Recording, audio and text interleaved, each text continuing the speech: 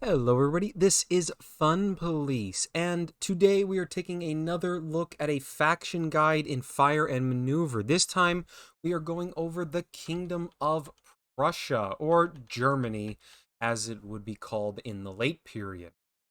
This faction is quite the interesting one overall, as it is the only faction in the game that does not have access to rifles on its infantry, meaning they're all close range units.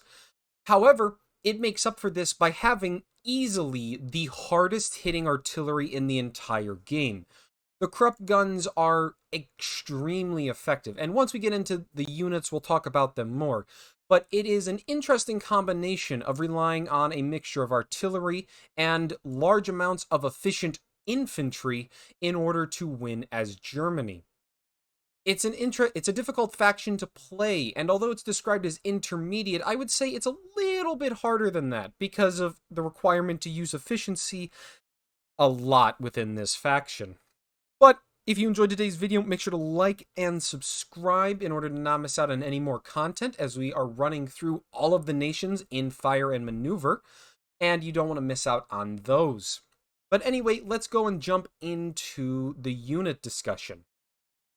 Overall, Prussia has a pretty good series of tabs. Its infantry is very noteworthy. The amount of efficiency on all of its units is very, very powerful. Efficiency is a very powerful trait and gives your units a lot more flexibility in what they can do in a given turn.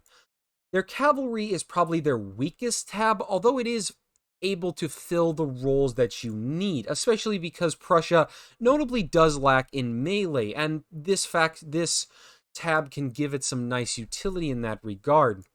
Its artillery is very powerful, though, being able to give you a lot of options.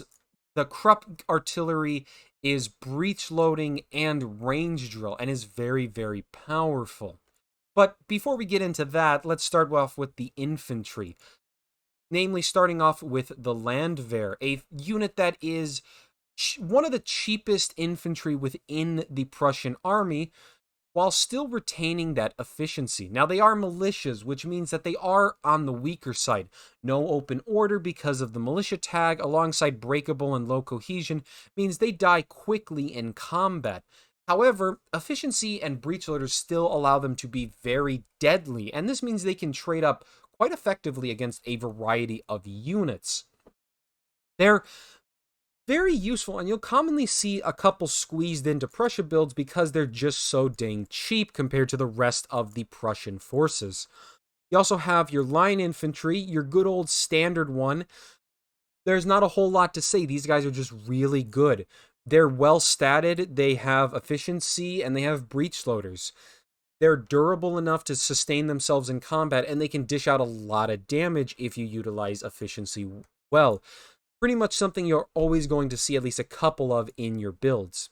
You also have Jaegers, another alternative to the Landwehr, essentially. These guys have less health, but don't have breakable, yet they still retain efficiency and also have skirmishing. They're slightly different and a little more expensive, but they can serve a similar role of being a somewhat cheap unit to help give you some numbers in a otherwise smaller armied Prussia.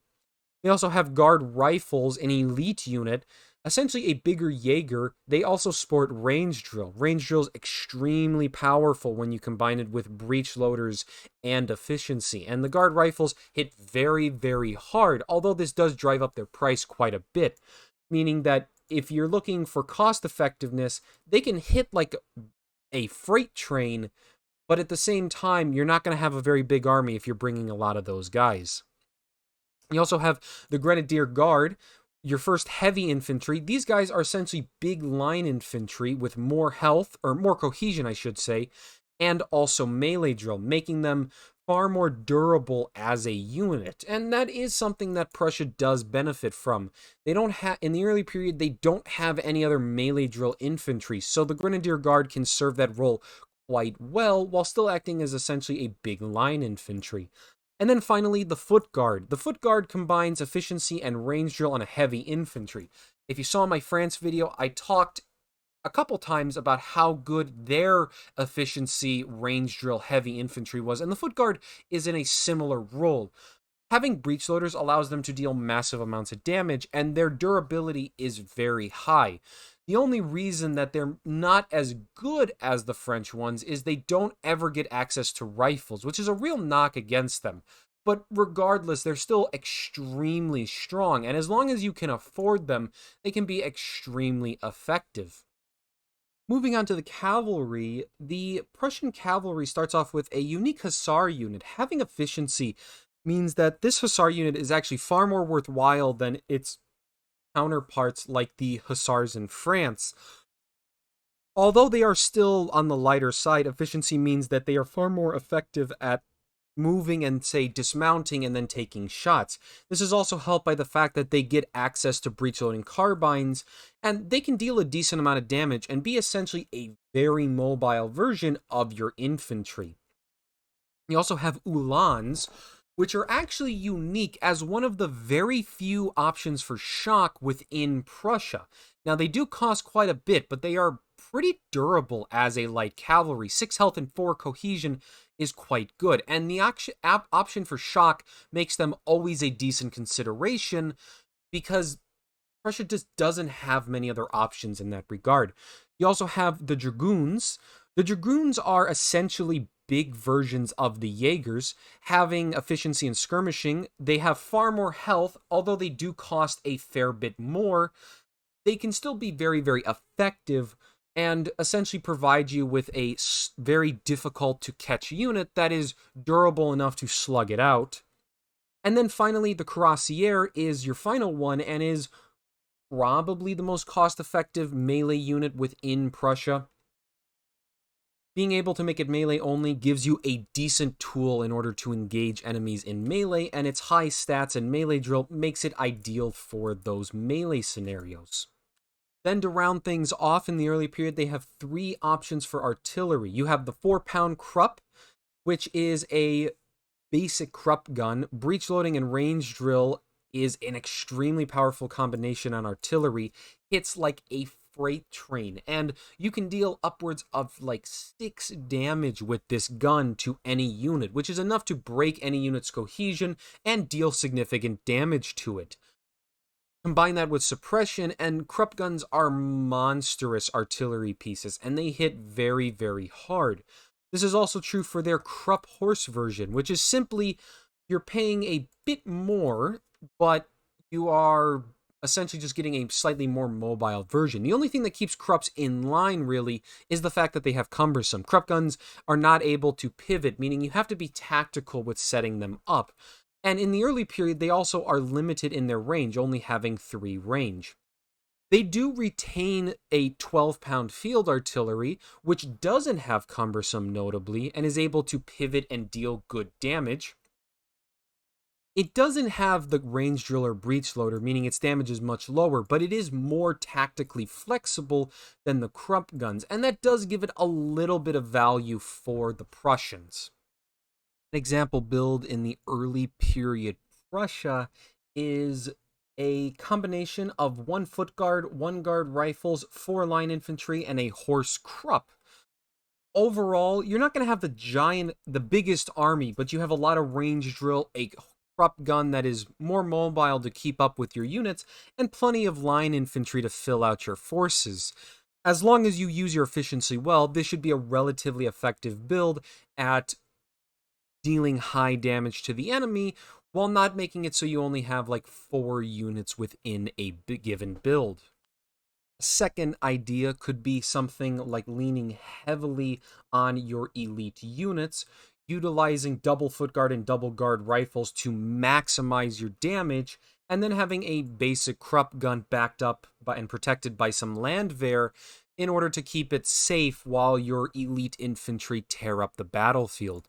This is a very all-in build, as once your foot guards or guard rifles start dying, you don't really have the numbers or the capabilities to stop the enemy. So you have to be extra careful, and this build can be very committed, so just be careful of that. And one final build for the early period is arguably one of the most straightforward ones. It's just a bunch of line infantry, a few Jaegers, and then an Uhlans or some other cheapish unit, and you just kind of beat people to death by having a lot of efficiency breach loaders. You don't have range drills and your units aren't as individually powerful, but the sheer number of your units is something the enemy might not be expecting. And these are builds that have proven to be very successful as your army is large and almost all of them deal good damage. In the late period, Prussia gets a pretty good host of new units that help to round out the faction a bit and also gives it some of its most iconic units. In terms of new infantry, you have the Württemberg line infantry. These are pretty much just cheap infantry. They have rugged on them, and they are the only rugged unit within Prussia. So if you want something in rugged, these are your guys. The downside is that they only have breech loaders and they actually don't have efficiency, meaning that they are quite slow and can be a bit difficult to utilize. However, again, they're there to kind of fill that niche of rugged, and that's kind of what they do. You also have the Bavarian line infantry. These are cheap melee drill. They also don't have efficiency. And at first glance, they may not seem like they really are that useful. Maybe they're cheap melee units, but they are actually the only unit that gets access to rifled breech loaders. And this is actually quite an important note, because rifled breech loaders means that you actually can have an infantry unit that is capable at shooting at stuff at range. And that can be a very useful perk in certain matchups or certain encounters, and can help Prussia to have a bit more of a ranged battle. Bavarians are also pretty good at utilizing this because melee drill makes them quite difficult to charge down if someone was trying to, say, get up and close and personal to stop you from using rifled breech loaders. In terms of new cavalry, we have the Bavarian Chevalier. I'm butchering that name and I apologize, but regardless, these Bavarians are a pretty interesting cavalry unit. Decently statted, they have melee drill and skirmishing. Melee drill actually works quite well with skirmishing because it means that the unit is far more durable while sitting in open order, even if it gets charged. It's well enough statted and can be a decent pesky unit for the enemy to deal with, especially because you don't have any other light cavalry that has skirmish as well. So they can serve as decent units, and even they can act as melee if you need to, kind of serving a dual role. You also have the Saxon Guard Reiters. These guys are heavy cavalry that are well statted. They have shock, the only other unit than the Uhlans that have shock and efficiency. As a heavy cavalry with shock, they are quite powerful at rushing the enemy down, and that does give them a purpose outright. They're decent enough in their job and are generally very similar to that of the Uhlans, although they do cost a bit more. Moving on to the artillery, we get to the two most iconic things in all of Germany, and that is the 6-pound Krupp artillery and the 21-centimeter Krupp mortar. The 6-pound Krupp artillery is very similar to the 4-pound Krupp artillery, but it's got 5 range on it. This makes it one of the longest range artillery in the game, and that range combined with range drill and breech loading means that these guys can shoot across an entire map and annihilate units the same way the Krupp guns can. On top of that, the 21-centimeter Krupp mortar loses range drill but gains indirect fire. And what this means is that although you're not as lethal as the 6-pound Krupp artillery, this thing can sit pretty much well behind your army and still provide covering fire, suppressing units down, dealing good damage, and generally being very powerful. The only downside to these things are expensive as hell. They cost you, in quick play, they're going to cost you a fourth of your income for each one of them. 2 Krupp guns is half of your money, meaning that these things are very, very expensive. And if you try to spam them, you're going to run your budget into the ground. One example of a build utilizes a Krupp mortar backing up what looks like a very similar build to what we did in the early period, and that is true. The foundation of line infantry, a few of the more elite units, is a very strong foundation, but by fitting in a Krupp mortar, we get an incredibly powerful zoning tool that can further help our units to get in there and deal damage, especially because we have to run into a lot more rifles. Having some strong artillery definitely helps this build a lot. A different build focuses on trying to utilize the Bavarians with their rifled breech loaders, utilizing those alongside a 6 pound Krupp gun in order to deal a lot of damage, while still backing it up with a good amount of line and Jaegers in order to give us enough numbers and some options when needed. You have to definitely make sure to utilize some amount of line infantry to have that efficiency, because your Bavarians, again, don't and are a bit slower, but can make very good guards for the Krupp artillery. And one final build that actually doesn't use Krupps, instead utilizes the good old massive amount of range-drilled heavy infantry combined with one Saxon Guard Reachers as sort of a heavy shock unit, alongside some other line infantry. This build is probably on the weaker side in the late period, I would say. You can still definitely be very effective. Range drill and breech loaders is so damn good, but you do run a potential risk of being outnumbered and also notably being outranged. That's a real issue Prussia can deal with. So this might not be the most powerful build, but it is an option if you don't want to utilize Krupps. And you can always, for example, cut, say, a line infantry and fit in more line and landwehr and similar units to bulk up your numbers. And that is my guide for the Kingdom of Prussia or Germany. It's a fun faction overall, but is definitely a bit more complicated than something like the French army that I talked about in my last video.